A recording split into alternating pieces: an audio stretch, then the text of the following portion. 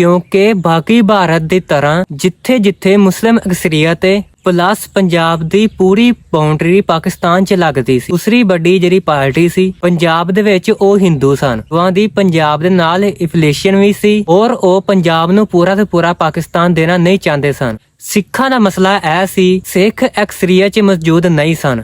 ਸਿੱਖਾਂ ਦੀ ਪਾਪੂਲੇਸ਼ਨ ਪਾਕਿਸਤਾਨੀ ਪੰਜਾਬ ਔਰ ਇੰਡੀਅਨ ਪੰਜਾਬ ਮੁxtਲਿਫ ਤਰੀਕੇ ਨਾਲ ਡਿਸਟ੍ਰੀਬਿਊਟਡ ਸੀ। ਮੈਜੋਰਟੀ ਇਲਾਕੇ ਵਿੱਚ ਤੀਸਰੀ ਵੱਡੀ ਇਹ ਅਕਸਰੀਅਤ ਸਨ, ਚੰਦ ਇਲਾਕਿਆਂ 'ਚ ਦੂਸਰੀ ਵੱਡੀ ਅਕਸਰੀਅਤ ਸਨ।